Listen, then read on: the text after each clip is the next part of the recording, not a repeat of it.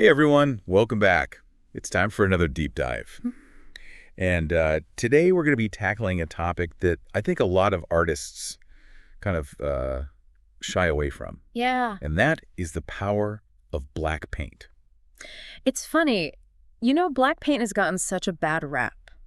It really has. Like it's the forbidden color. Right, yeah. Yeah. Especially in art school. I mean, it's like the cardinal sin or something. Yeah. Well, I'm excited to dive into this with you today because our source material is a YouTube masterclass from artist and teacher John Wellington. Yeah. And he really breaks down why that whole don't use black paint rule is actually pretty misguided. Yeah. It's interesting that we're told to avoid black because then we just end up mixing like a bunch of expensive pigments to try to recreate something that we could have just gotten straight out of the tube. Right, exactly. Yeah. It's almost ironic because if you look at the old masters like Rembrandt and Vermeer, who are known for their incredible use of light and shadow, they actually used black extensively in their paintings. Oh, yeah, for sure. It's so funny because I feel like that's something that I didn't learn until I was already out of art school. Right. Like all those rules that you learn and then you kind of like... You unlearn them. You unlearn them. Yeah, exactly. And it's like, wait a minute. So many of the artists that I look up to actually were using this color all along. And using it effectively. Yeah. Yeah. And I remember like Wellington in this master class, he even says like, he was told in art school, like, don't even buy it. Really? Or even buy black paint. It's like, what? Yeah, that's so interesting because it seems like the lesson should have been about how to use it thoughtfully and not like a complete ban. Totally. Yeah. Like understanding its properties and how it can actually enhance your work. Not like you will be shunned if you use this color. Right. It's about making informed choices as an artist, not just following these arbitrary rules. Absolutely. And one of the things that Wellington really drives home in this masterclass is that black is a color.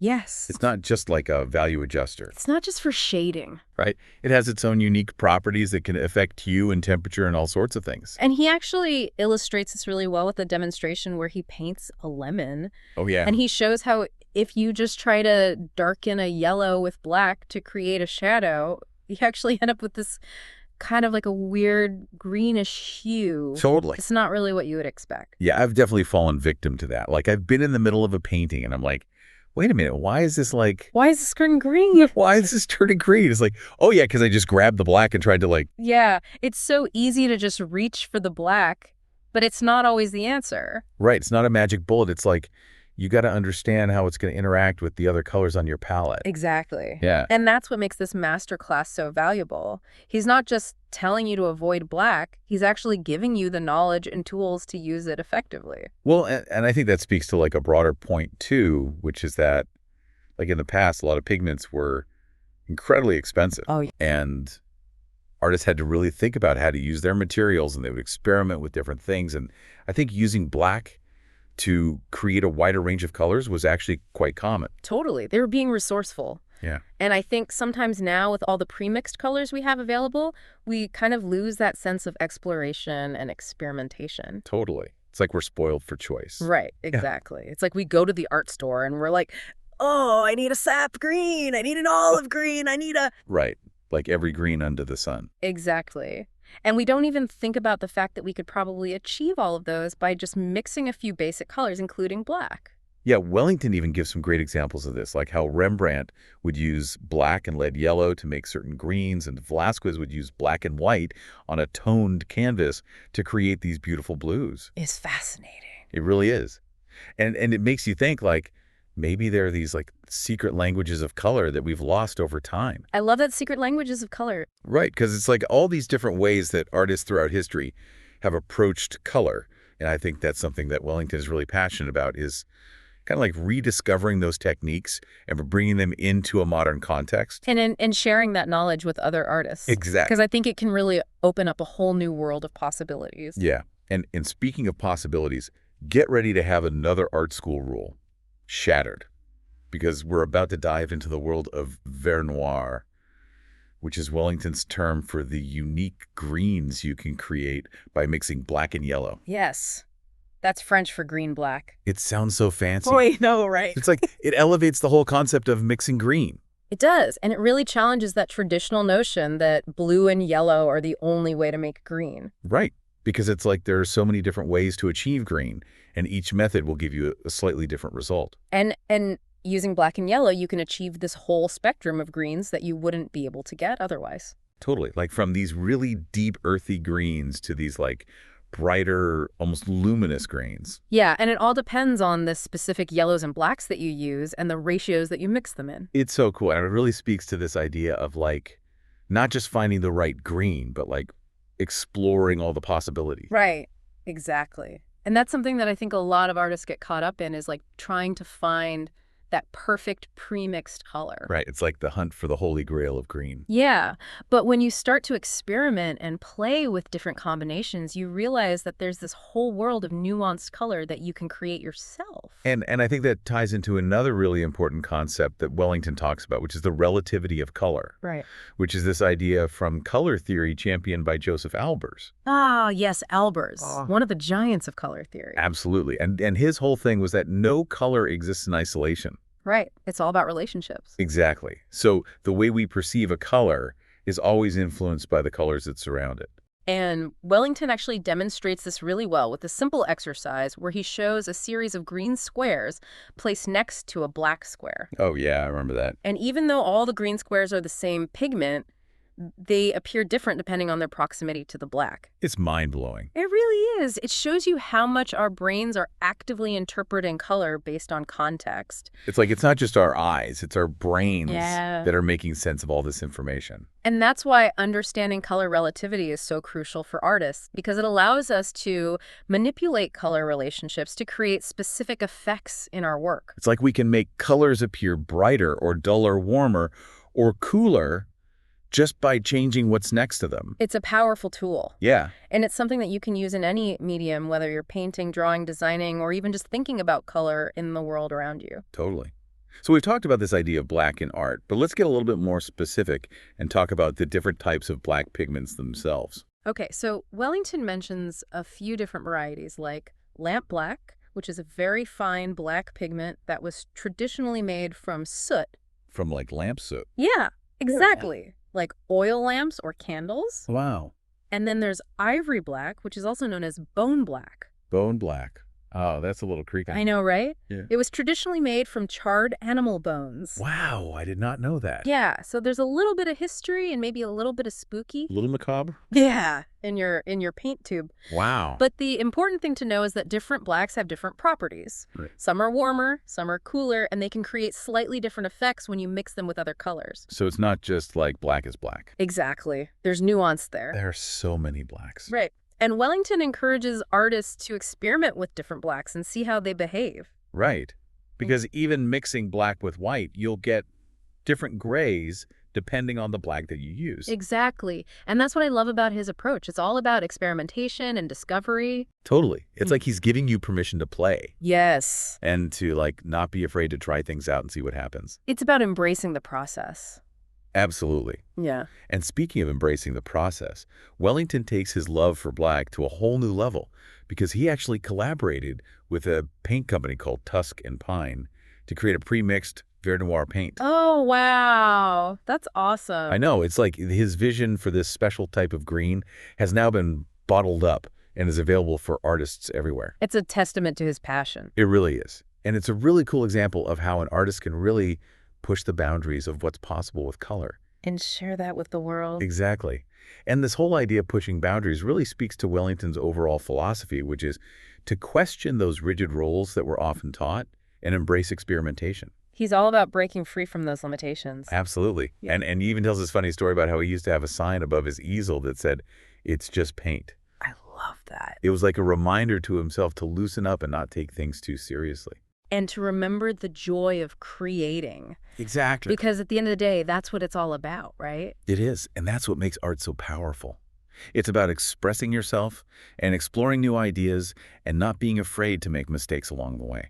And who knows, those mistakes might lead to your greatest discoveries. Exactly. So don't go anywhere because in the next part of our deep dive, we're going to be looking at how Wellington actually puts all of these ideas into practice as he paints a stunning landscape using predominantly black and yellow. It's a masterclass in understanding not just the technical aspects of color mixing, but also the artistic possibilities that open up when we challenge our assumptions about color. I can't wait to see it. Me too. It's going to be good. Stay tuned. Stay tuned. Welcome back to our deep dive on black paint. We're continuing our exploration with John Wellington And his awesome YouTube masterclass. If you're just tuning in, we've been talking about all the ways that black paint can actually enhance your artwork. And how it's not this scary, forbidden color that we're sometimes led to believe. Exactly. And in this segment, we're going to get to see Wellington in action as he demonstrates how to use black and yellow to create a beautiful landscape painting. Okay, so we're going to see him actually mixing these colors and putting all these theories into practice. Yes, it's really exciting because he doesn't just talk about color theory, he shows you how it works in real life. I love that because it's a one thing to read about color mixing in a book, but it's a whole other thing to actually see an artist doing it. Totally. And you can really pick up on those subtle nuances and techniques that you might not get from just reading about it. So walk us through this demonstration. What does he do first? Well, he starts by preparing his canvas with a brown imprimatura. Okay. Now remind me what an imprimatura is again. Right. So it's basically a first layer of color that you apply to the canvas before you start painting. Okay. So it's like a base coat. Exactly. And he chooses brown specifically because it allows him to work lights and darks simultaneously. Okay. So it creates a more balanced foundation for his painting. Exactly. And it also gives the painting this really nice warm undertone. Okay, cool. So he's prepped the canvas now. What? Now he starts by sketching out the basic structure of a tree using a mixture of burnt sienna and black. Okay, so he's not using a pencil or charcoal to sketch. Nope. He's drawing with paint. Interesting. And you can already see how he's building up the forms gradually with these dark tones. So it's almost like he's sculpting with the paint. Yeah, exactly. He's creating these three-dimensional shapes with light and shadow. I love that. And it kind of reminds me of those historical techniques we were talking about earlier. Absolutely. A lot of old masters used earth tones and black for their underpaintings. Oh, yeah, to create that depth and richness. Exactly. It's like he's tapping into that traditional knowledge. I think it's so cool how he blends the old with the new. Me too. It's like he's taking those classic techniques and giving them a contemporary twist. So does he stick to any traditional painting rules as he works, or does he kind of just do his own thing? Well, he mentions the classic rule of transparent in the shadows, opaque in the lights. Okay, I've definitely heard that one before. But he's also quick to point out that rules are made to be broken. Oh, I like him already. He's all about finding what works for you and not being afraid to experiment. I think that's such an important message for artists. Yeah. Because sometimes we get so caught up in the rules that we forget to just play and have fun. Right, exactly. It's about trusting your intuition and letting your creativity flow. Okay. So he's established the basic tree structure with those dark tones. What happens next? Now he starts layering in the foliage using various mixtures of black and yellow. Okay, here we go.